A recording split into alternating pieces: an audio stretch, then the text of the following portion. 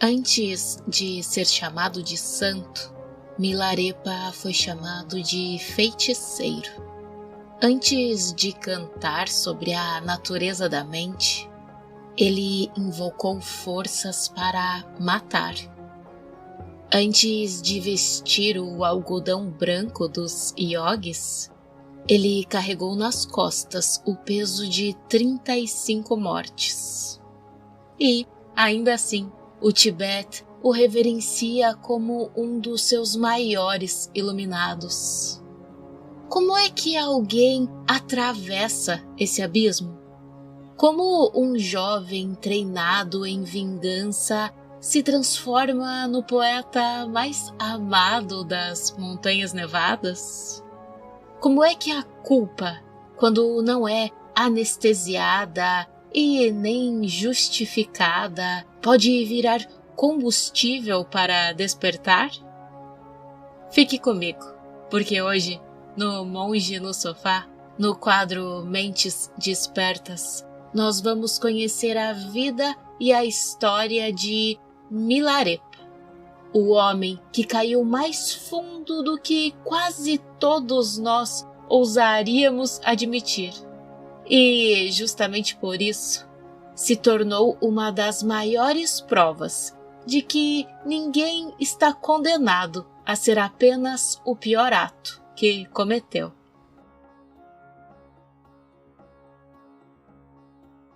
Olá, monges de sofá! Bem-vindos ao Mentes Despertas, o quadro do podcast Monge no Sofá, que é dedicado às vidas extraordinárias daqueles que moldaram o Dharma. Aqui abrimos as portas para as histórias reais e às vezes quase impossíveis dos mestres que mantiveram a chama da sabedoria acesa através dos séculos. São vidas que atravessam continentes, filosofias, provações e renascimentos. São vozes que ainda ecoam porque tocaram aquilo que não envelhece. Sente-se, respire comigo e permita que cada episódio seja como acompanhar o caminhar de uma mente que se tornou livre. No episódio anterior, nós entramos na casa de Marpa, o tradutor de Punhos de Fogo. Aquele senhor que viajou à Índia, trouxe ensinamentos tântricos preciosíssimos e também trouxe uma pedagogia que hoje faria qualquer departamento de recursos humanos desmaiar em posição fetal. Hoje, seguimos a linhagem até o seu discípulo mais famoso, Jetsun Milarepa, talvez o yogi mais amado do Tibete, poeta, eremita, cantor de realização, santo das neves e, antes disso tudo, um jovem capaz de transformar ressentimento familiar em tragédia coletiva. Milarepa é uma das figuras mais fascinantes do budismo tibetano porque sua vida não começa com flores de lótus, com presságios perfumados e nem com bebês sorrindo para as 4 direções. Começa com herança roubada, com miséria doméstica, humilhação pública, magia destrutiva, assassinato, granizo, culpa e uma mãe que, em vez de recomendar terapia, recomenda vingança ritual. É um currículo espiritual, digamos assim, pouco competitivo para a vaga de santo, não é? Mas é justamente por isso que ele importa tanto.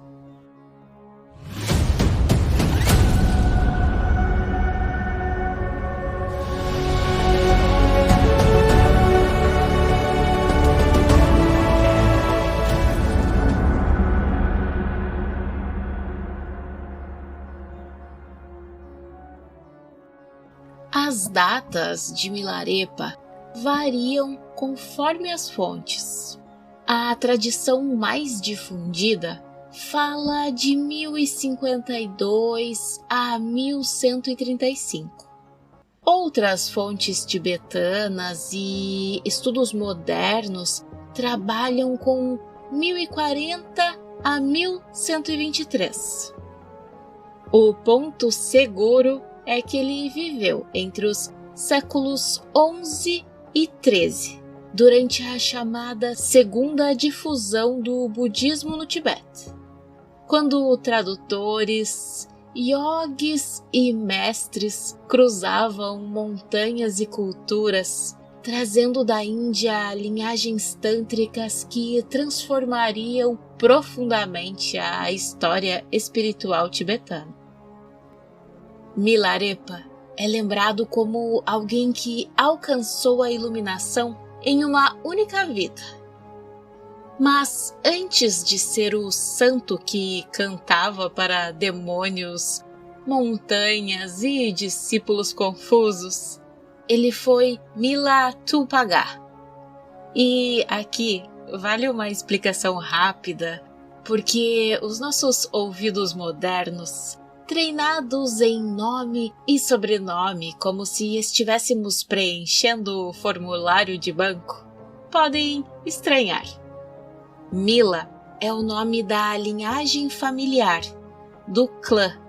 Tulpagar é o nome pessoal de infância e é geralmente traduzido como agradável de ouvir ou delicioso de ouvir. E em tibetano, esse elemento de linhagem pode vir antes do nome próprio. Então, quando ouvimos Mila Tulpagar, não é Mila como o primeiro nome no nosso sentido ocidental, ok? É algo mais próximo de Tulpagar, da linhagem Mila. E mais tarde, ele seria conhecido como Milarepa. Mila Urepa, o homem vestido de algodão. A tradição parece ter se divertido com essa ironia. O menino agradável de ouvir, chamado assim porque o pai se alegrou ao receber a notícia de seu nascimento, se tornaria famoso por canções de realização. Mas antes de cantar sobre libertação, ele faria o mundo ouvir o barulho de uma casa desabando em cima de convidados de casamento.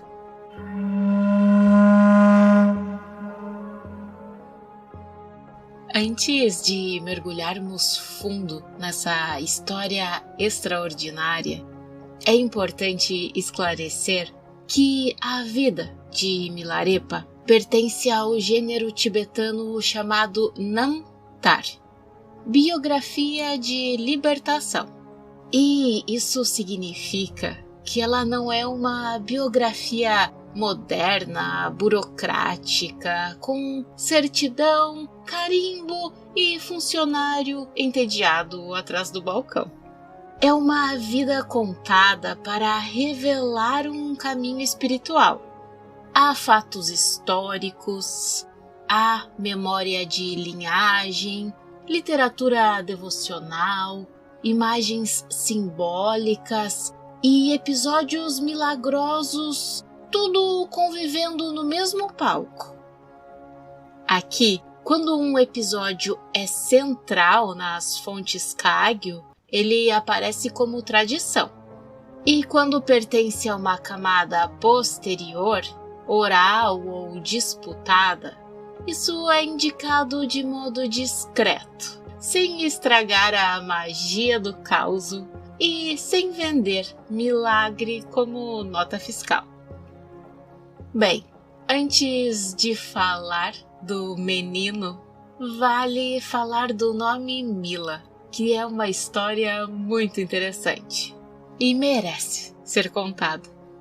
Segundo a tradição preservada nas biografias tibetanas, os ancestrais de Milarepa pertenciam ao clã Thyungpo, e um deles, chamado Thyungpo Josei, era praticante tântrico Nyingma, e ele era famoso por rituais de exorcismo. E conta-se que ele enfrentou um espírito particularmente feroz, daqueles que não aceitariam convite para jantar sem possuir metade da família. E então, ao ser dominado, o espírito teria gritado "Mila! Mila!", como uma expressão de rendição e medo. Josei, então, com aquele senso de oportunidade que só um exorcista bem-sucedido possui, adotou o grito do demônio como novo título familiar, e seus descendentes passaram a ser conhecidos como Mila. É ou não é um começo magnífico para uma família? Algumas casas têm brasão com leão, outras com uma águia imponente. A família Mila parece ter recebido o sobrenome de um demônio em pânico. Se isso não é marketing ancestral, nada mais é. Mas assim, o caos também prepara o terreno. A vida de Milarepa será atravessada por forças invisíveis, espíritos, karma, medo, remorso e transformação. Desde o nome, a família dele já caminhava com um pé no mundo humano e outro naquele setor do cosmos que pessoas sensatas evitam visitar sem um mestre qualificado. A genealogia tradicional conta que a família prosperou. Perdeu fortuna em jogos de dados, migrou, refez a vida e se estabeleceu em Mangyu Gungtang, região do Tibete Ocidental, bem próxima à fronteira com o Nepal. O pai de Milarepa se chamava Mila Sherab Gyaltsen e sua mãe Nyangtsa Kargyel. Ela é descrita como inteligente, forte e, após uma tragédia familiar, como uma mulher ferozmente ressentida. Quando Sherab Gyaltsen, viajando a negócios, soube que tinha nascido um filho homem, ele disse que estava encantado em ouvir aquela notícia. Por isso, o menino recebeu o nome de Tupagá, ou agradável de ouvir. Anos depois, nasceria sua irmã, Petagonki, e o menino também seria prometido a uma jovem local chamada Dzessé. A infância de Tupagá começa com conforto. A família tinha riqueza, criados, uma casa grande e prestígio local. Antes de se tornar um símbolo de renúncia, ele era um menino inserido em expectativas familiares, promessa de casamento, propriedade, continuidade social. Em outras palavras, ele tinha uma vida no samsara. E a vida, como sempre faz quando encontra alguém confortável demais, decidiu reorganizar os móveis com a sua conhecida brutalidade.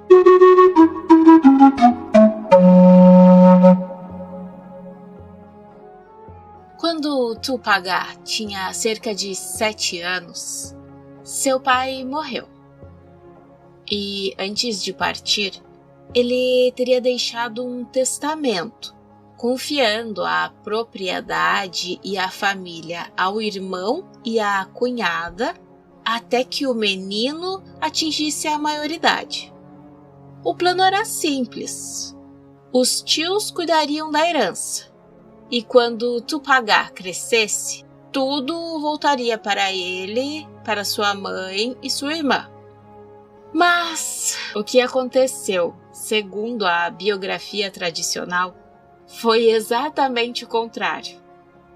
O tio e a tia tomaram a propriedade, expulsaram a viúva e os filhos do lugar de dignidade e os reduziram a servos dentro da própria casa.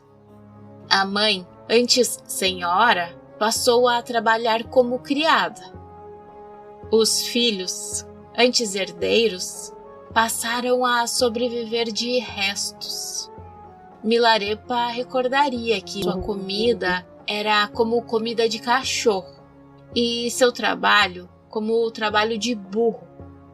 Uma frase que tem o mérito de ser espiritualmente dolorosa e socialmente precisa. Alguns estudos observam que disputas de herança e costumes matrimoniais locais podem ter sido mais complexos do que essa versão moralmente limpa de tios maus roubam tudo. Mas a tradição Kagyu preserva a experiência subjetiva da família. Para a mãe e os filhos, aquilo foi ruína, humilhação e traição. E na literatura espiritual, o ponto não é fazer perícia notarial da herança. É mostrar como o sofrimento, quando não compreendido, vira veneno. Quando Tupagá atingiu a idade de reivindicar os bens, a sua mãe conseguiu organizar um banquete. Se diz que era uma tentativa desesperada de chamar parentes e vizinhos para servirem de testemunhas. E então ela teria apresentado o testamento e pedido que a herança fosse devolvida, conforme foi pedido por seu marido falecido. Mas o tio e a tia pouco se importaram com todo o povo que estava presente lá. Eles absolutamente recusaram. E não só isso, foi muito pior, porque eles a humilharam publicamente.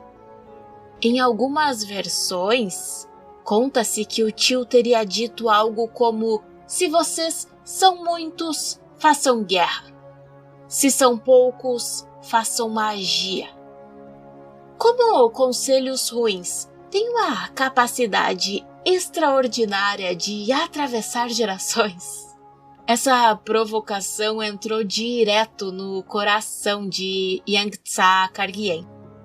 A mãe de Milarepa se transformou em um vulcão doméstico. Ela não queria apenas justiça, não.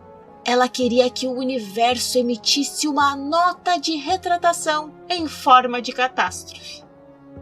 E então ela chamou seu filho e exigiu vingança. A mãe de Milarepa não disse: meu filho, vem cá. Agora que o pior já aconteceu, estude, trabalhe, supere, viva sua melhor versão. Não. Basicamente, ela disse: aprenda a magia destrutiva e acabe com essas pessoas. Era uma maternidade intensa, não é? Não exatamente recomendada pela Sociedade Tibetana de Boas Práticas Parentais, caso essa sociedade existisse e tivesse sobrevivido à família Mila. Em algumas versões, ela ameaça se matar diante dele caso ele não cumpra a missão. Pois é, eu acho que isso é decisivo para entender o jovem Tupagá.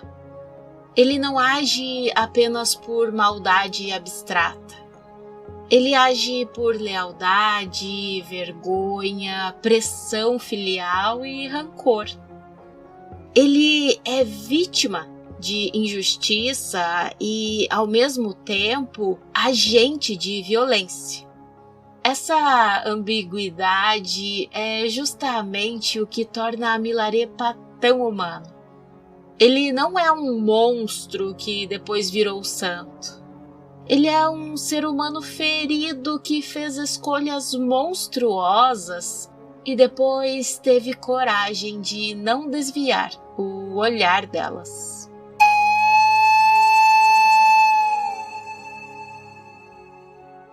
Assim, sob forte pressão, Tupagá partiu para aprender artes mágicas. A tradição menciona Nubchung Yonten Gyatso como o mestre com quem ele estudou feitiçaria destrutiva. E olha, o talento veio rápido. E há um ponto precioso aqui. Milarepa não foi medíocre nem no erro. Há pessoas que tropeçam no samsara. Milarepa fez pós-graduação. O episódio mais famoso é a vingança contra a família do tio, ocorrida durante uma festa de casamento. Pois é, enquanto parentes e convidados celebravam a união, Milarepa teria usado os poderes aprendidos para provocar o colapso da casa. O teto caiu. E 35 pessoas morreram. A ironia trágica dessa história é que os principais alvos, o tio e a tia, teriam sobrevivido. Há uma certa crueldade literária nessa cena. A vingança, ela é precisa o suficiente para destruir uma comunidade, mas imprecisa o suficiente para não satisfazer o rancor. A casa cai. 35 pessoas morrem. O que era para ser casamento vira funeral. E ainda assim, os principais alvos, o tio e a tia, sobrevivem. Para qualquer pessoa minimamente atravessada por lucidez, esse seria o instante em que o horror abriria uma fresta. Mas para a mãe de Tupagá, não. A tradição a retrata tomada por uma alegria amarga, quase febril. Não era aquela alegria genuína, era o alívio deformado de quem esperou anos para ver o mundo confirmar sua dor. Ela não via 35 mortos. Ela via o início de uma reparação. Pois é, o início. Porque é justamente aí que a história segue e fica ainda mais sombria. Porque a vingança raramente sabe parar, né? Quando recebe sangue, pede ruína. Quando recebe ruína, pede que a paisagem inteira assine embaixo.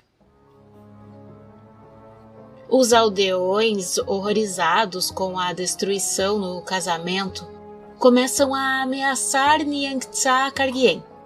E ela, ao invés de recuar, entende aquilo como nova afronta. Dá pra ver que a lógica dela já não era mais restaurar justiça. Era vencer a humilhação por esmagamento. Se a morte dos convidados não foi suficiente para dobrar a aldeia, então a aldeia a sentiria no estômago. E nesse ponto entra o granizo. Granizo. E ele não entra como um mero detalhe meteorológico. Ele entra como escolha de guerra. Tupagá, obedecendo à mãe e ainda preso a essa devoção filial torcida pelo rancor, procura aprender a arte de lançar tempestades de granizo.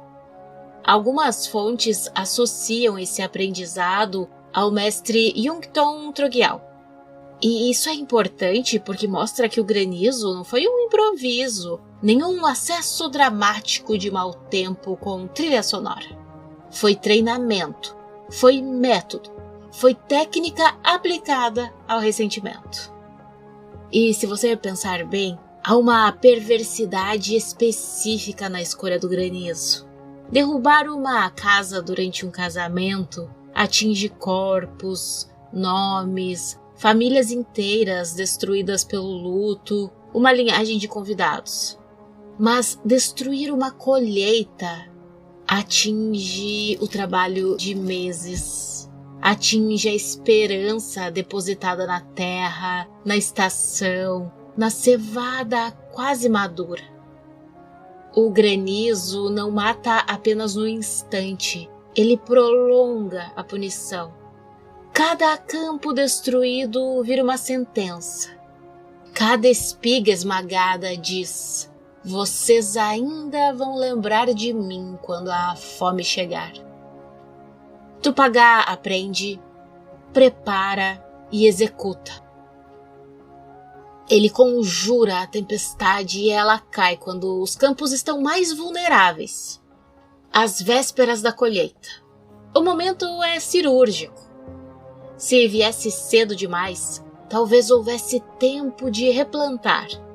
Se viesse tarde demais, os grãos já estariam guardados. Mas ela vem no ponto mais cruel, quando o alimento está quase salvo. Quando a aldeia já consegue imaginar os celeiros cheios. Quando o esforço de uma estação inteira parece prestes a virar sustento. Então o céu se fecha, o granizo cai e a promessa de sobrevivência é moída antes de entrar no celeiro. A consequência não foi apenas agrícola, foi social, econômica e moral. No Tibete rural daquele período, a cevada não era um item simpático de despensa. Uma coisa assim que faltou no supermercado e alguém substituiu com ressentimento por quinoa. A cevada significava sobrevivência. Destruir a colheita às vésperas da ceifa significava condenar famílias a meses de fome, endividamento, dependência e medo. E o granizo conjurado por Milarepa não atingiu apenas plantas, atingiu animais que dependiam daquele alimento, crianças que dependeriam daquela farinha, velhos que não teriam reservas, vizinhos que talvez nem tivessem participado diretamente da injustiça contra sua família. A vingança, que no primeiro ato já tinha matado 35 pessoas, agora se espalhava como desastre coletivo. O karma deixava de ser uma ideia abstrata e ganhava o peso muito concreto de celeiros vazios. É importante aqui perceber a escalada. Primeiro, a família perde a casa. Depois, perde a dignidade. Depois, pede vingança. Depois, a vingança mata convidados de casamento. Mas a mãe de Milarepa não para diante dos mortos. Ela olha para a aldeia ainda de pé e exige que a própria terra participe do acerto de contas. Então vem o granizo, não como clima, mas como castigo. Não como tempestade, mas como assinatura.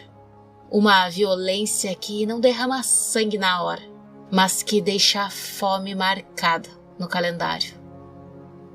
O Samsara, quando decide produzir uma série, não economiza roteiro. E Milarepa, nesse momento, começa a perceber que a vingança nunca respeita limites administrativos. Esse é o ponto em que a narrativa muda de eixo, porque Milarepa consegue a vingança, mas não consegue paz. E essa é uma das grandes verdades psicológicas desse episódio. O ressentimento promete devolver poder, mas cobra um preço que vai muito além. E Tupagá passa a ser perseguido pelo peso do que fez. A tradição registra um arrependimento físico quase visceral. Ele não conseguia dormir, comer ou permanecer quieto. Se estava fora, queria entrar. Se estava dentro, queria sair. A mente, transformada em tribunal, não suspendia a sessão. O que faz de Milarepa uma figura extraordinária não é ter cometido crimes e magicamente ser perdoado. É ele ter olhado para o próprio abismo sem romantizá-lo. No budismo, arrependimento não é culpa teatral. É lucidez sobre causa e efeito, acompanhada do compromisso de purificar a mente e de não repetir o dano. O jovem Tupagá percebe que seu sofrimento não pode mais ser resolvido com outro feitiço. Ele precisa de Dharma. As fontes contam que, consumido pelo remorso, Milarepa sai em busca de ensinamentos. E, primeiro, ele encontra um mestre Nyingma, em Nyangto Huinan. Esse mestre é frequentemente identificado como Hangton Lyaga, também chamado em algumas tradições de Lama Hongton. E conta-se que ele transmite instruções do Dzogchen a Milarepa, que não progride. E, segundo as fontes tradicionais, a razão não é que o ensinamento fosse inferior, é que o aluno não estava pronto. Sua mente carregava orgulho, culpa e o peso dos atos anteriores. Um ensinamento direto pode ser como o sol em janela limpa. Mas, se a janela está coberta de lama, a pessoa conclui que o sol é que está com defeito. Hangton então percebe que Milarepa tem uma conexão kármica com outro mestre, chamado Marpa Chokyi Lodro, o tradutor de Lodrak, discípulo de Naropa e Maitrapa. Marpa era leigo, casado, proprietário, tradutor, praticante tântrico e dono de um temperamento que fazia trovões parecerem indecisos. Era exatamente o tipo de mestre de que Milarepa precisava. Não porque fosse simpático, mas porque podia transformar culpa em caminho sem passar a mão na cabeça do ego. A tradição conta que, antes mesmo de Milarepa chegar, Marpa teve sonhos e presságios indicando a vinda de um discípulo importante. Em algumas versões, quando Milarepa chega procurando o grande mestre, encontra no campo um lavrador corpulento, bebendo cerveja de cevada e trabalhando a terra. E é dito que o lavrador teria indicado o caminho até a casa de Marpa. E só depois é que Milarepa descobre que aquele camponês robusto, nada parecido com a embalagem premium de um guru, era o próprio Marpa. É uma cena perfeita. Milarepa em busca de um mestre sublime, talvez imaginando alguém envolto em luz, sentado sobre brocados, com olhar de panfleto espiritual. E encontra um sujeito no arado. Pois é, a iluminação, aparentemente, nem sempre consulta nosso departamento estético antes de aparecer.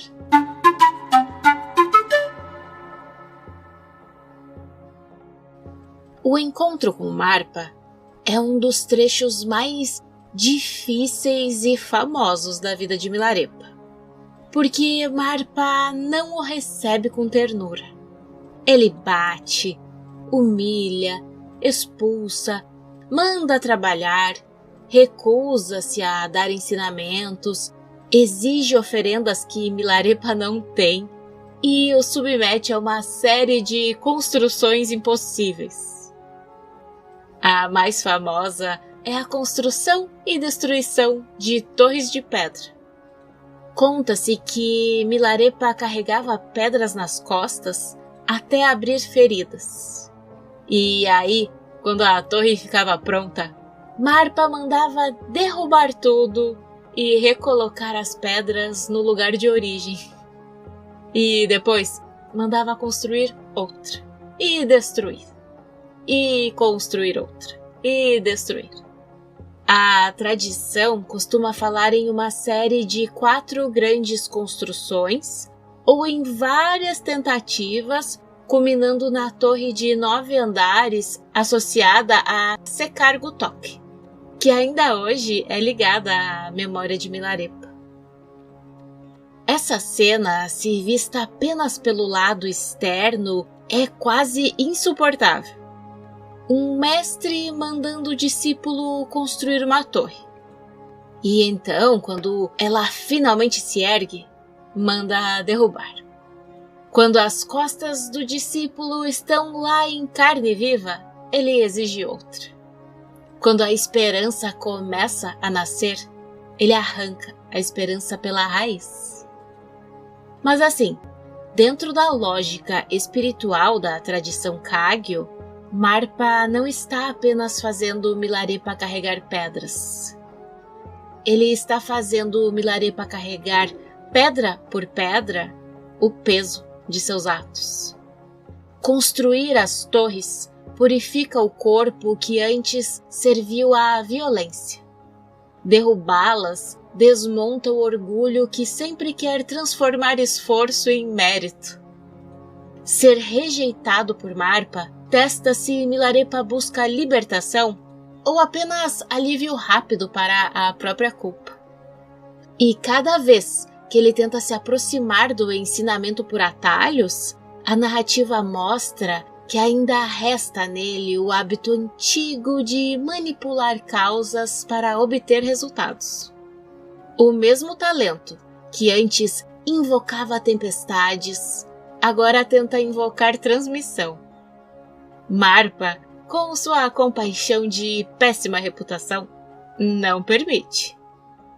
Sim, para nossa sensibilidade moderna, Marpa pode parecer abusivo. E é legítimo que você se sinta um pouco desconfortável ouvindo isso tudo. A tradição, porém, interpreta essas ações como meios hábeis excepcionais para um discípulo excepcionalmente carregado de karma. Algumas versões contam que o próprio Marpa sofre secretamente ao tratar Milarepa com dureza, enquanto a sua esposa, Dakimema, aparece como figura compassiva, tentando ajudar o discípulo quando vê que ele está à beira do colapso. E esse é um triângulo poderoso. Marpa como fogo, Dakimema como água, e Milarepa como metal impuro sendo martelado até poder virar sino. E é importante dizer que Dakimema não é uma mera presença decorativa. Ela vê Milarepa adoecer de desespero, vê as feridas nas costas, vê o discípulo ser expulso de iniciações e banquetes. Vê aquele homem que matou por vingança agora quase morrer por querer purificação. Em algumas narrativas tradicionais, quando o Marpa continua recusando ensinamentos, Dakimema tenta ajudá-lo com cartas e permissões.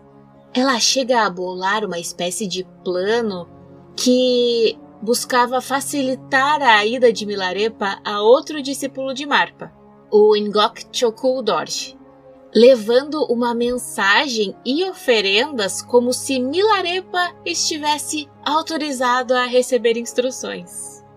É uma tentativa humana, quase maternal, de abrir uma porta que Marpa insistia em manter bem fechada.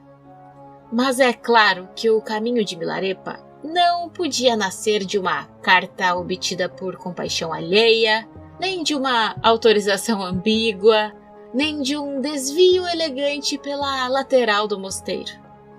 Quando Marpa descobre, a situação se desfaz e Milarepa volta a ser confrontado.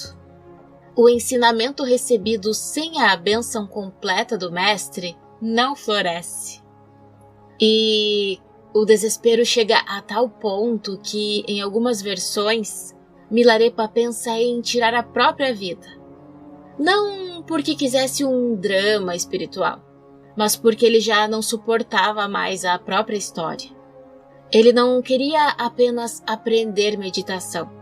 Ele queria escapar do peso moral de ter matado. Ele queria uma saída do inferno que ele mesmo ajudou a construir. E é nesse fundo do poço que Marpa finalmente revela a lógica por trás da brutalidade.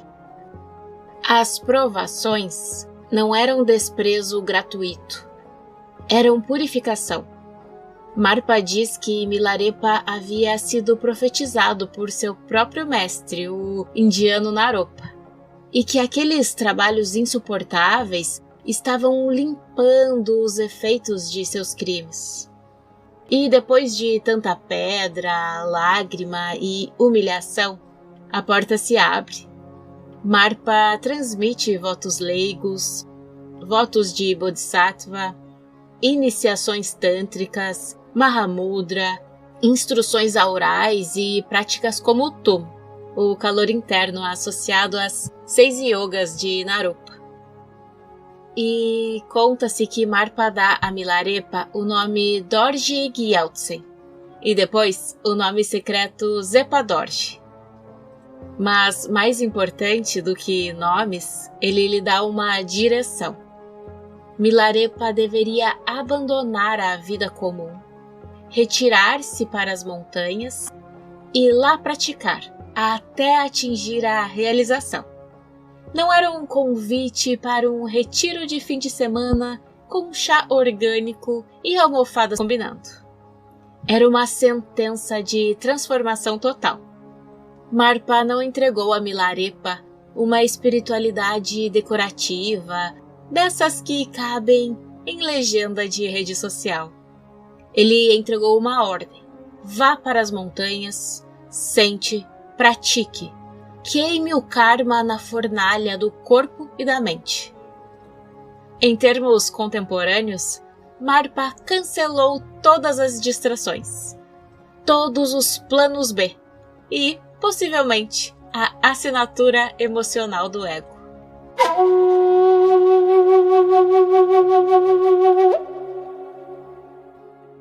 Depois de receber as instruções e antes de ir para a montanha, Milarepa sente necessidade de retornar à terra natal. E ali ele encontra a casa em ruínas. A sua mãe havia morrido. Dentro do que restava do lar, ele encontra ossos embrulhados em trapos, cobertos por sujeira e por mato. É um momento devastador. A mãe que o empurrou para a vingança, a mulher por quem ele carregava tanta lealdade e tanto peso, agora era um punhado de ossos. E esse episódio é um dos grandes pontos de virada da vida de Milarepa. A impermanência aqui deixa de ser ideia e vira anatomia. Não é mais tudo passa, dito em um tom bonito. É a mãe morta no chão da antiga casa.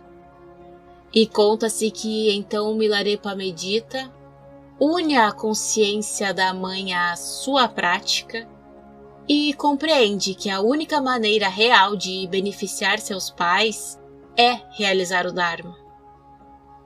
Há ensinamentos que chegam como filosofia, outros chegam como ossos. Milarepa recebeu os dois, mas foi o segundo que não permitiu negociação. É lá que ele também descobre que sua irmã Peta havia desaparecido, empurrada pela pobreza e pela dispersão da família. Que sua antiga noiva, Zessé, pertence agora a uma vida que já não existe. tudo aquilo que antes sustentava uma identidade, casa, mãe, irmã, casamento, nome, propriedade, aparece para ele quebrado, ausente ou morto. Milarepa então vende ou utiliza o que resta de algum valor para fazer oferendas, crema os restos da mãe e segue para o retiro. A partir daí, o homem que foi feiticeiro começa a se tornar eremita. Ele não tenta reconstruir a casa. Ele não processa os tios. Ele não abre uma consultoria de granizo. Ele parte para as cavernas, como foi ordenado por seu mestre. Segundo as fontes, Milarepa passa anos em retiros nas montanhas, especialmente em lugares como Drakkar Tasso e outras cavernas do sul do Tibete e da região himalaica. A tradição descreve um mapa sagrado de retiros, com fortalezas externas, internas e secretas de meditação. Locais como Tsari, Lapti e Kailash tornam-se associados à sua prática e à imaginação sagrada Kagyu. Esses lugares não são apenas cenário. Na tradição, as cavernas de Milarepa transformam a paisagem em biografia espiritual. Montanhas viram mandalas, penhascos viram professores, e cada caverna parece guardar um pedaço da luta entre culpa e liberdade. Ali, ele se alimentava de urtigas, mas tantas urtigas que, segundo a tradição, sua pele adquiriu uma coloração esverdeada. E ele usava apenas uma roupa fina de algodão branco. Daí o nome Erepa, vestido de algodão. A prática de Tumo, o calor yogi, permitia que ele suportasse o frio. E claro que isso fez dele uma imagem inesquecível. Um homem quase nu, verde, magro, cantando sozinho em cavernas geladas. Uma espécie de santo vegetal, se os vegetais tivessem culpa, disciplina e uma voz capaz de converter ladrões. Milarepa é um antídoto contra a nossa fantasia de espiritualidade bem iluminada. Ele não aparece como o influencer da serenidade, com pele hidratada e agenda de retiros premium. Ele aparece verde de urtiga, ossudo, coberto por um pano branco e absolutamente livre. É difícil vender esse pacote. Conta-se que caçadores e viajantes que o encontravam às vezes pensavam estar vendo uma aparição. Há histórias também de pessoas que o ridicularizavam, tentavam roubá-lo ou se assustavam com a sua aparência. Em uma cena famosa da tradição, ladrões teriam entrado em sua caverna procurando comida ou bens. Milarepa teria olhado para eles e rido, porque procurar riqueza na caverna dele era como procurar etiqueta de preço no céu. Em algumas versões, ele orienta os ladrões a procurar um pouquinho melhor, já que nem ele mesmo havia encontrado nada de valor material ali. E então entra Peta, a irmã. Depois de anos de separação, ela ouve rumores sobre um eremita estranho, vestido apenas de algodão, vivendo numa caverna, se alimentando de urtigas, com o corpo tão magro e esverdeado que as pessoas hesitavam entre chamá-lo de yogi, mendigo ou aparição. Para Peta, aquilo não era um detalhe folclórico. Era uma possibilidade terrível. Aquele homem podia ser seu irmão.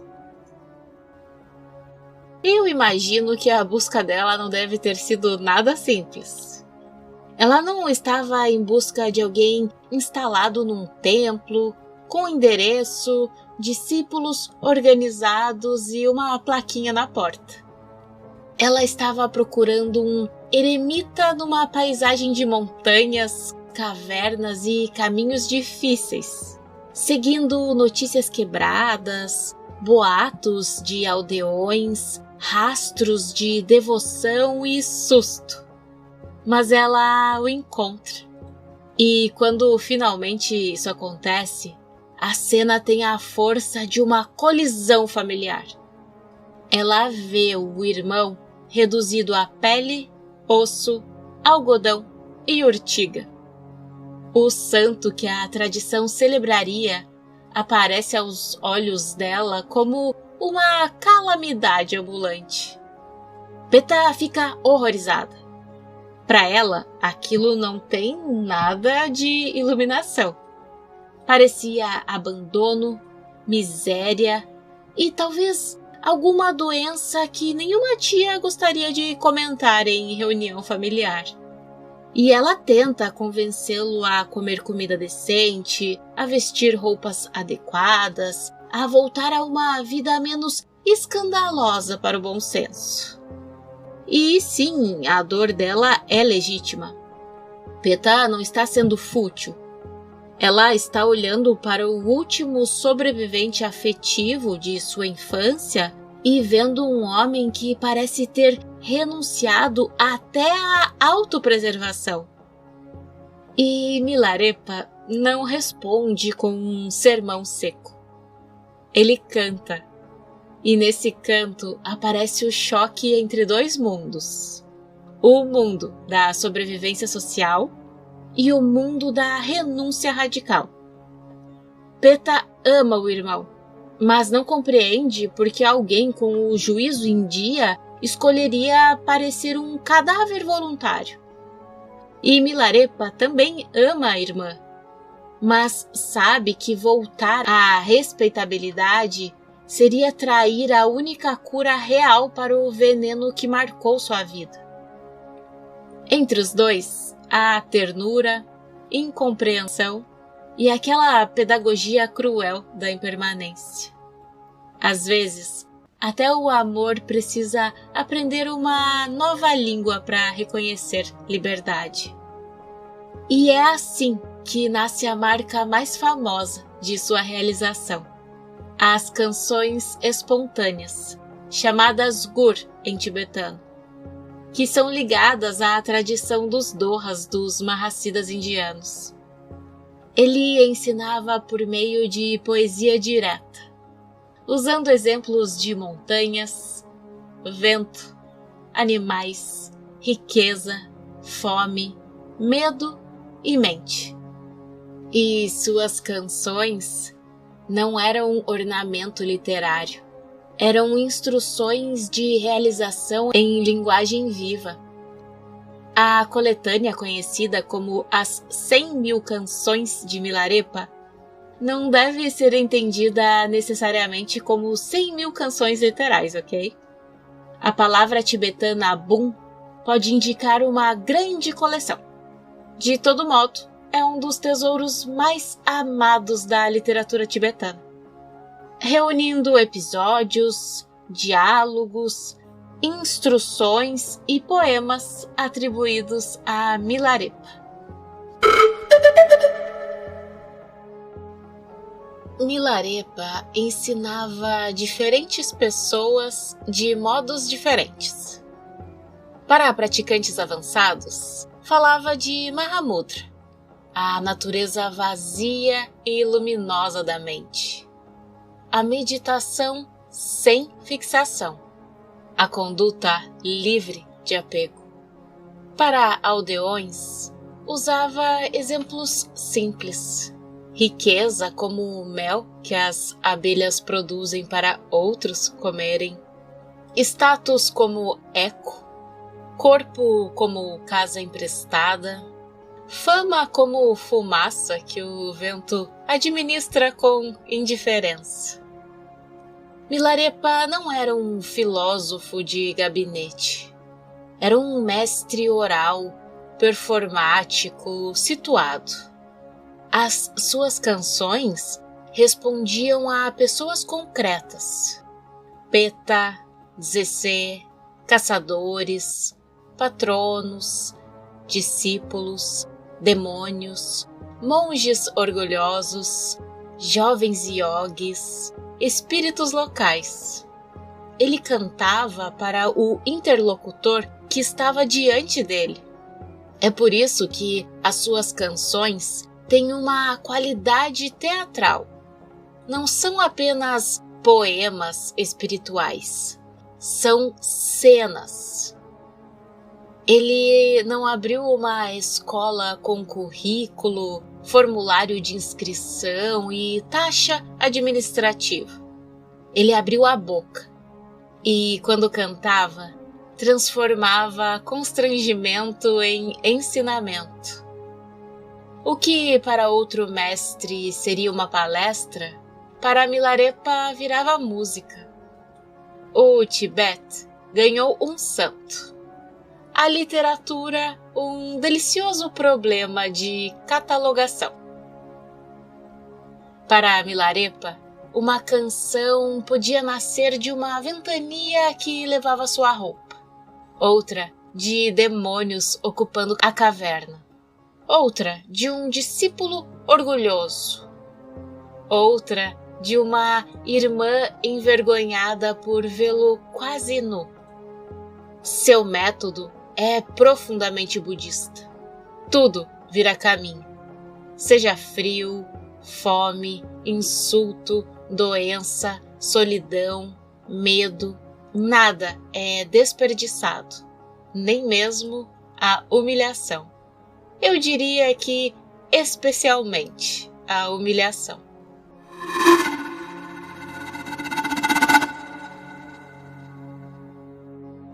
Um dos causos mais conhecidos narra que Milarepa saiu de sua caverna para juntar lenha. Foi quando uma ventania teria levado sua roupa e a lenha. E no instante em que tentou segurar uma coisa e perdeu a outra, ele percebeu que ainda havia apego ao eu e ao meu. É uma cena pequena e brilhante. Depois de anos de retiro, o ego ainda aparece defendendo o patrimônio composto por gravetos e pano velho. E é assim mesmo que o ego é. Se não consegue um palácio, reivindica uma lasca de madeira. Depois disso, Milarepa tem uma visão de Marpa em uma nuvem, o que reacende instantaneamente sua devoção. É quando ele retorna à caverna e a encontra ocupada por seres demoníacos. Algumas versões dizem que eram 5, depois 7 seres assustadores. Um estava sentado em sua cama, outro mexendo em seus textos, outro preparando comida, como se a caverna tivesse sido alugada durante a sua ausência sem prévia consulta. E conta-se que Milarepa tenta métodos convencionais para se livrar dessa situação. Louva o local, recita mantras, oferece palavras, ensina o Dharma. É quase comovente. O grande yogi tentando resolver uma invasão demoníaca com um protocolo espiritual. Mas os demônios insistem, eles não cedem e não vão embora.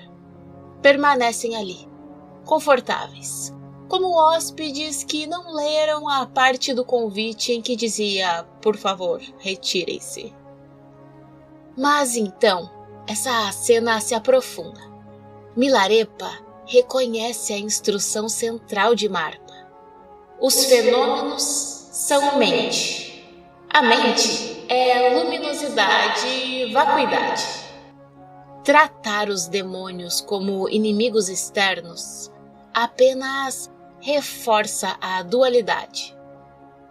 E então, quando repousa nessa visão, o medo perde a base.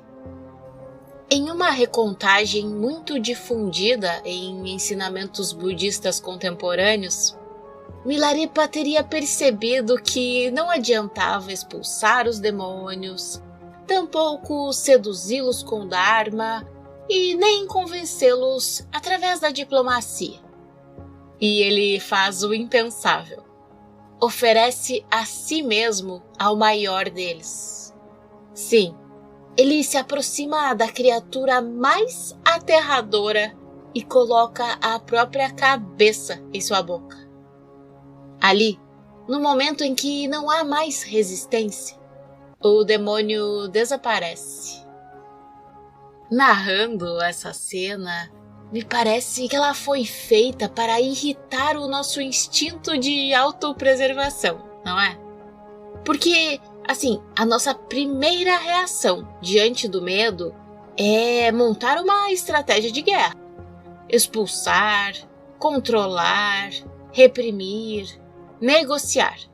Mandar embora com firmeza e, se possível, com uma boa justificativa doutrinária. E Milarepa tenta, assim, tudo isso. Mas só quando ele deixa de transformar o medo em inimigo, é que o inimigo perde a consistência. A lição é desconfortável porque é simples. Primeiro tentamos expulsar os nossos demônios. Depois tentamos educá-los. Então tentamos negociar. Por fim, quando a maturidade chega já exausta, percebemos que talvez eles nunca tenham sido invasores. Talvez fossem partes da mente pedindo para serem vistas. Culpa, trauma, vergonha, raiva, desejo, orgulho. Aposto que todos conhecem esses hóspedes. Milarepa, o ex-feiticeiro, poderia ter feito da prática espiritual mais uma guerra contra forças invisíveis. Mas sua realização aparece justamente quando ele para de guerrear. Ele não vence os demônios os esmagando. Ele vence quando deixa de chamá-los de outros.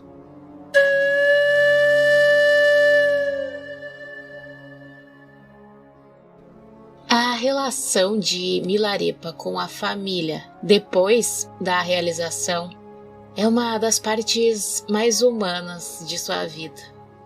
A sua irmã Peta representa a dor afetiva. Sua tia representa a ferida social. Em algumas tradições, conta-se que mesmo quando Milarepa já é reverenciado, a tia, aquela ligada à usurpação da herança, segue hostil. Há relatos de que ela o insulta, o agride, o humilha. A Pema Chodron, em um comentário que ela fez sobre a vida de Milarepa, ela observa com muito humor que, mesmo quando quase todos o consideravam santo, a velha tia usurpadora ainda conseguia atestar sua cobertura de santidade. Isso é super importante porque impede a narrativa de virar propaganda. Ser realizado não significa que todos os parentes finalmente reconhecerão sua profundidade. Às vezes, significa apenas que você não precisa mais vencer aquela discussão, sabe? A família, nesse sentido, é um retiro avançado sem inscrição voluntária.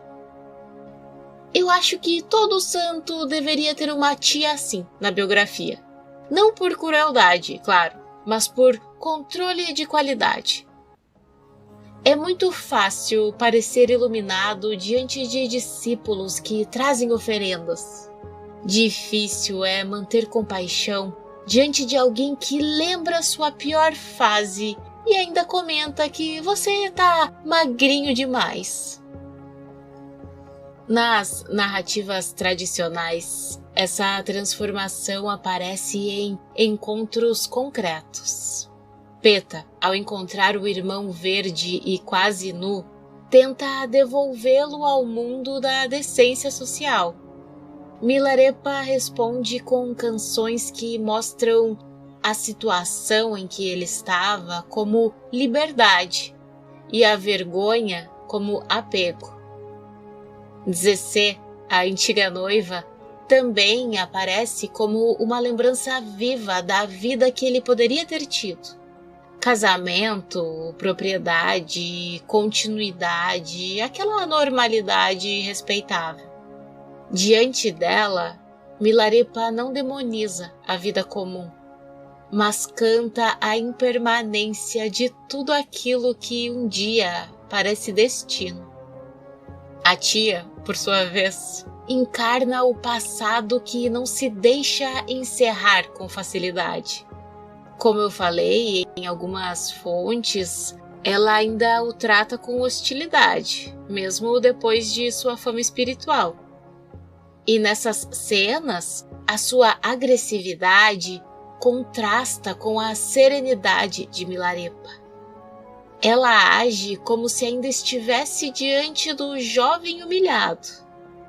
Ele responde como alguém que já viu o mecanismo inteiro do ódio por dentro. A vingança que antes exigia a morte, agora se transforma em ensinamento. A mesma família que gerou o crime se torna campo de compaixão. Milarepa não pacifica o passado apagando o que aconteceu. Ele o transfigura. Quando canta para Peta, ele transforma a preocupação familiar em Dharma. Quando encontra Zecê, transforma a vida perdida em lembrança da impermanência. Quando lida com a tia, transforma antiga violência em exercício de paciência. É como se cada personagem voltasse para perguntar: Ei, você tá realmente livre ou apenas se escondeu numa caverna? E Milarepa, ele responde não com argumento, mas com conduta.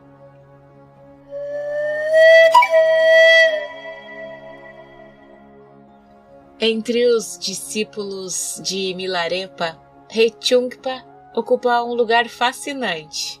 Curiosamente, o nome significa algo próximo de pequeno Re, ou Re, o menor, porque ele era fisicamente menor que seu mestre, Milarepa. E ele, em muitas narrativas, aparece como talentoso, intenso, às vezes orgulhoso, às vezes difícil. Aquele aluno brilhante, sabe? Que traz luz e dor de cabeça, tudo na mesma bagagem. Mas a tradição sobre ele é mais rica do que uma mera caricatura de discípulo arrogante. Estudos sobre biografias antigas mostram que Rechungpa também aparece como o portador essencial de transmissões, inclusive ensinamentos de Dakinis e linhagens aurais que teriam papel importante em Ramos Kagyu. Por isso, vale imaginá-lo ao lado de Gampopa como duas formas diferentes de herança. Gampopa é frequentemente lembrado como o discípulo solar, monge, médico, sistematizador, aquele que organiza a linhagem, que une o espírito Kadampa à Mahamudra e que dá corpo institucional ao futuro Kagyu. Rechungpa é o discípulo lunar, yogi errante, tântrico, intenso, menos domesticado, guardião de um brilho mais selvagem. Um é arquitetura, o outro incêndio controlado, ou melhor, incêndio nem sempre controlado. Um caso famoso ligado a Rechungpa é o do chifre de Yak. Conta-se que Rechungpa retorna da Índia com textos e ensinamentos, e junto com eles traz na bagagem um certo orgulho. E esse é um perigo muito refinado. O orgulho espiritual raramente entra pela porta gritando "Sou orgulho". Ele chega de mansinho, vestido de conhecimento, carregando manuscritos, transmissões, nomes de mestres e uma leve irritação quando ninguém aplaude com a intensidade adequada. E Milarepa percebe. Ele então pede que Rechungpa pegue um chifre de Yak no chão. Rechungpa obedece, talvez sem entender por que um homem que atravessou a Índia em busca de ensinamentos agora está sendo convocado para recolher acessório bovino. E é quando, de repente, começa uma tempestade de granizo. Pois é. Milarepa, então, entra no chifre para se proteger, enquanto o Rechungpa fica molhado. O detalhe maravilhoso é que, segundo a lógica milagrosa da história, Milarepa não diminui e o chifre não aumenta. A realidade apenas decide colaborar com a pedagogia. Pois é, o orgulho espiritual pode ser mais encharcante que granizo. Rechungpa trouxe ensinamentos da Índia, mas Milarepa mostra que realização não é bagagem intelectual, é liberdade diante dos elementos. E, se necessário, liberdade dentro de um chifre de Yak, porque o Dharma tibetano nunca teve medo de humilhar a nossa noção limitada de bom gosto narrativo. Há um outro episódio que conta que Milarepa queima alguns dos textos trazidos por Rechungpa, preservando apenas ensinamentos essenciais. A mensagem aqui é clara e perigosa se mal entendida, porque nós não estamos falando de anti-intelectualismo vulgar, e sim de uma crítica de um ser plenamente realizado ao acúmulo que substitui a prática. Milarepa não está dizendo "não estudem", ele está dizendo "não transformem estudo em perfume para o ego". O budismo tibetano produziu bibliotecas imensas. O problema não é o texto. O problema é usar o texto como almofada para a vaidade. Gampopa, também conhecido como Dakpo Laye, era médico e monge antes de encontrar Milarepa. E ele se tornou o principal herdeiro institucional da linhagem. A partir dele, foi que a tradição Kagyu se expandiria de forma decisiva, influenciando linhagens como a Karma Kagyu e a linhagem dos Karmapas. Tanto o encontro quanto a despedida entre Milarepa e Gampopa tem uma enorme força dramática. Conta-se que, quando Gampopa está partindo, Milarepa lhe dá instruções finais: humildade, perseverança, cuidado com orgulho, atenção à prática, não abandonar o guru mesmo ao reconhecer a natureza da mente, não desprezar karma mesmo ao compreender vacuidade. É uma síntese refinada do caminho. realização última, sem negligenciar conduta relativa. Que importante, né? E então vem um momento inesquecível. Gampopa já recebeu ensinamentos preciosos, já se despediu, já começou a se afastar. E Milarepa o chama de volta. Diz que ainda há uma instrução muito profunda que é preciosa demais para ser dada de qualquer jeito. Naturalmente, Gampopa devia estar esperando algo esotérico, né? Talvez uma sílaba secreta, uma visão de Dakini, um mapa interno do canal central com um acabamento premium. E então, vem Milarepa, o leva para trás de uma rocha, levanta o manto e mostra as nádegas cobertas de calos, endurecidas por anos, sentado em pedra. É uma das maiores quebras de expectativa da história espiritual.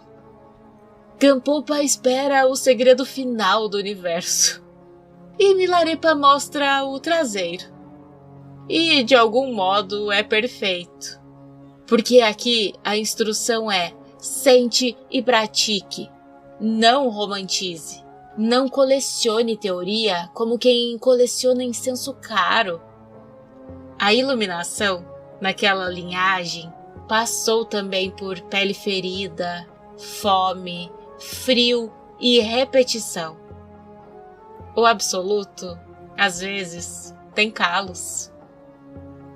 Em essência, o que Milarepa diz é que não há ensinamento mais profundo do que perseverar. A realização veio da prática contínua. O último ensinamento não é uma doutrina escondida. É o corpo do mestre como documento. É o santo dizendo, com uma elegância anatômica bastante difícil de esquecer, que a verdade não substitui o esforço. Ela o coroa.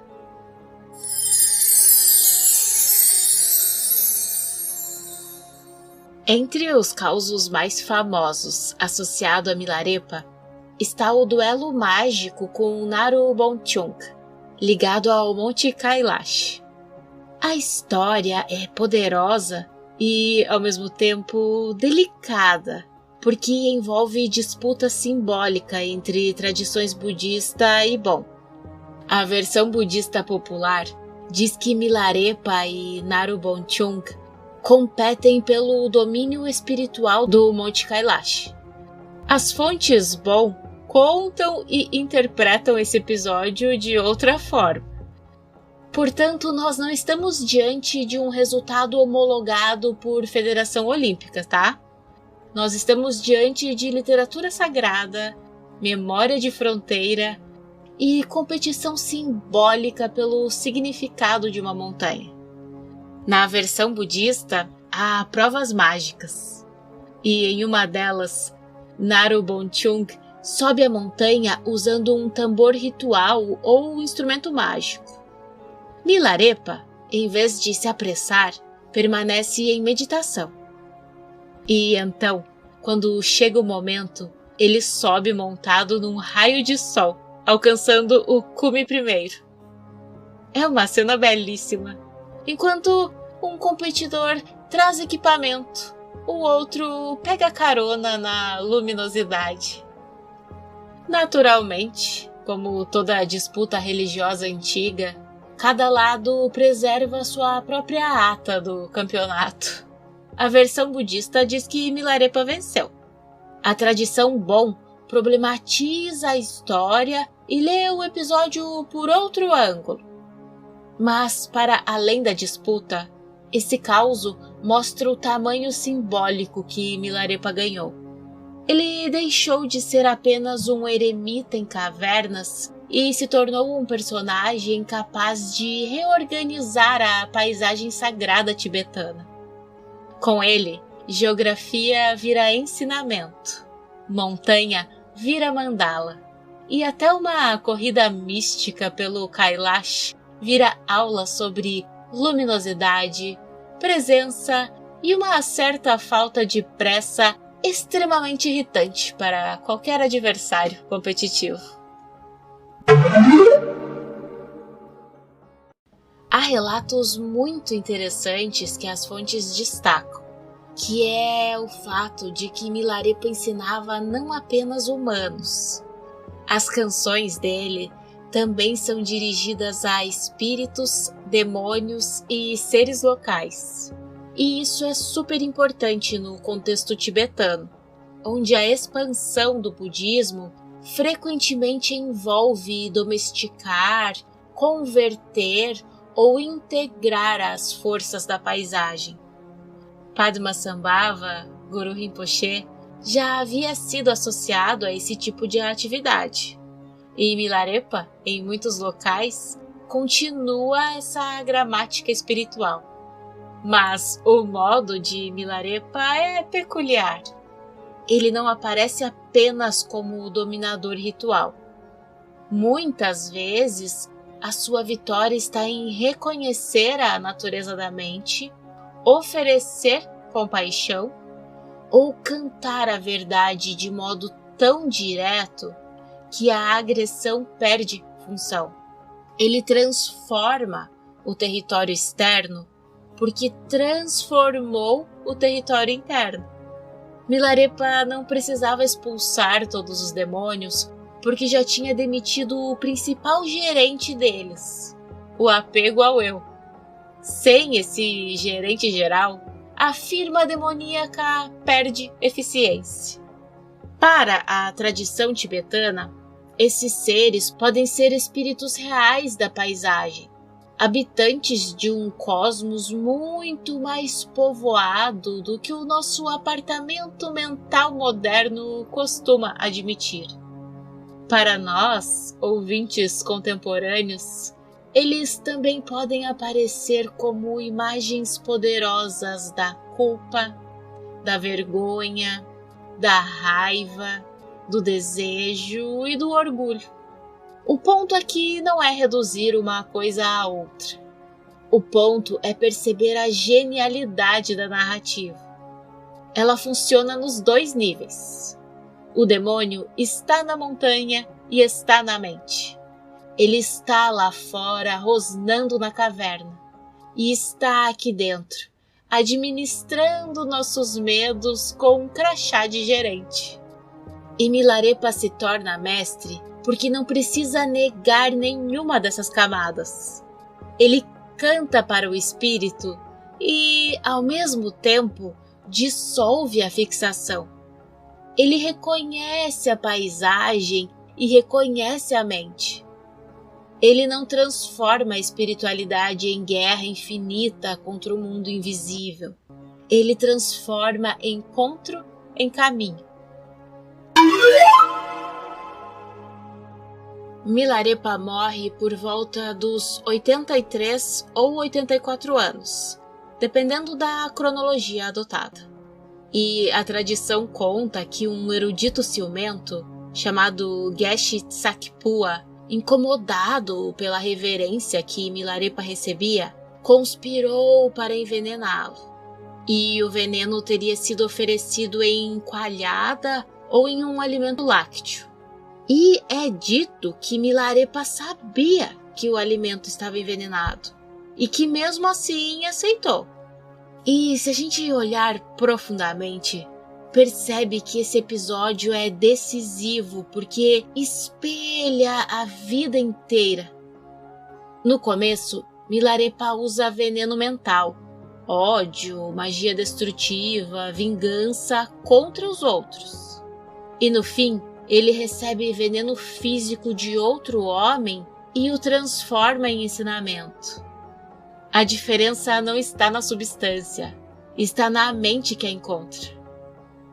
No começo da vida, Milarepa era alguém que servia veneno ao mundo. No fim, o mundo lhe serve veneno e ele responde com compaixão. Isso é redenção sem sentimentalismo. Não se trata de virar bonzinho. Se trata de mudar a química do karma no laboratório da mente. Para a tradição, Milarepa não morre como vítima derrotada. Ele usa a situação para ensinar sobre impermanência, karma e a impossibilidade de ferir a mente realizada. Há relatos de disputas entre discípulos por relíquias, sinais auspiciosos, arco-íris, flores celestiais e daquines levando relíquias corporais. Há uma fonte, inclusive, que registra que, após a cremação, daquines teriam levado as relíquias corpóreas, restando aos discípulos poucos objetos: pedaço de roupa, açúcar cristalizado, faca, pederneira e as canções de realização. Há um relato muito interessante nesse momento de morte de Milarepa. A tradição conta que a pira funerária não acendia até a chegada de Rechungpa. E quando ele chegou, é dito que ocorreram sinais miraculosos. E esse é um detalhe que amarra o vínculo entre mestre e discípulo e dá à morte uma qualidade litúrgica. E também ecoa a morte do Buda, né? Com disputas e relíquias, sugerindo que, para a sua linhagem, Milarepa era um Buda tibetano, um ser que realizou plenamente o caminho. Gange cha yamune chaiva. Milarepa é lembrado como o poeta da redenção. E essa expressão funciona bem porque evita transformá-lo em santo higienizado. Ele não é inspirador apesar do passado. Ele é inspirador porque o passado foi enfrentado. Sua vida responde a uma pergunta brutal. Alguém que cometeu atos terríveis pode despertar? A tradição Kagyu responde com Milarepa. Sim, se houver arrependimento real, mestre qualificado, purificação, prática incansável e realização direta. E vem cá, que isso não significa apagar responsabilidade. Milarepa não é absolvido por charme hagiográfico. Ele sofre, trabalha, serve, sangra, medita, renuncia. O caminho dele não é desculpa, é transformação. Em tempos nos quais muita gente quer ser perdoada sem mudar, Milarepa é inconveniente. Ele mostra que redenção custa a fantasia que temos sobre nós mesmos. Seu legado passa por Gampopa, que organiza e transmite a linhagem em estruturas que dariam origem a grandes escolas Kagyu, e por Rechungpa, cuja transmissão iógica preserva aspectos profundos e menos institucionalizados. Passa também pelas canções que seguem sendo estudadas, cantadas, traduzidas e amadas em diferentes tradições tibetanas. Milarepa tornou-se uma figura pan-tibetana, reverenciada não apenas como personagem Kagyu, mas como símbolo do potencial humano. A vida dele foi escrita e reescrita, impressa em xilogravuras, pintada em tancas, contada em cavernas, monastérios, casas e, agora, em podcasts. O que talvez o fizesse rir, ou cantar uma canção sobre vozes viajando por fios invisíveis e pessoas buscando iluminação enquanto lavam louça. Milarepa nos interessa porque destrói duas mentiras opostas. A primeira mentira diz: eu errei, portanto não tenho salvação. A segunda diz: eu quero salvação, portanto meus erros não importam. Milarepa responde às duas com a mesma vida. Sim, há caminho. E sim, o caminho exige olhar para tudo. Milarepa, o santo das neves, não nasceu santo. Nasceu Tupagá, o menino agradável de ouvir. Da linhagem Mila, uma família cujo nome, segundo a tradição, veio do grito de um demônio derrotado. Ele perdeu a casa, perdeu a inocência, se perdeu em vingança. Ele matou, destruiu, se arrependeu. Ele procurou um mestre e encontrou Marpa, que não lhe ofereceu consolo barato, mas pedra, suor, humilhação, purificação e transmissão. Nas cavernas, comeu urtigas até ficar verde. Vestiu algodão contra a neve. Ele cantou para demônios, ladrões, parentes, discípulos e montanhas. Transformou culpa em prática, prática em realização, realização em música. Sua vida é uma afronta elegante ao perfeccionismo espiritual. Ela nos lembra que o caminho não começa quando nos tornamos apresentáveis. Começa quando paramos de mentir. Milarepa não ensina que o passado não importa. Ensina que o passado, quando encarado com coragem e método, pode virar combustível para despertar. No início, ele derrubou uma casa sobre pessoas. No fim, construiu uma morada no espaço aberto da mente. No início, invocou tempestades para destruir colheitas. No fim, atravessou tempestades vestindo algodão. No início, sua voz carregava feitiço e vingança.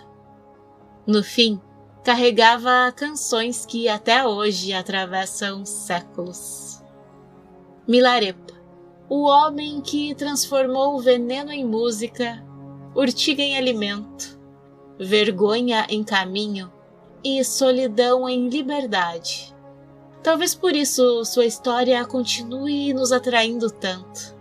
Porque em algum lugar entre nossas ruínas e nossas montanhas internas, nós também esperamos descobrir que aquilo que nos quebrou não precisa ter a última palavra. Que a vida de Milarepa nos lembre que despertar não é nunca ter caído. É levantar com tanta honestidade que até a queda se torna parte do caminho.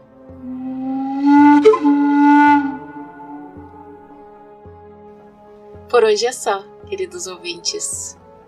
Este episódio faz parte da série Mentes Despertas. Uma jornada pelas vidas, visões e paradoxos dos grandes mestres que moldaram o caminho budista. Que as histórias destes mestres ecoem não como memórias distantes, mas como lembretes vivos de quem nós podemos nos tornar. Obrigada por caminhar comigo por mais um trecho da linhagem do Dharma. Ele atravessa séculos porque encontra abrigo em mentes como a sua. Nos vemos no próximo domingo, com outra vida extraordinária que iluminou o mundo. Que esse episódio possa trazer benefícios a todos os seres.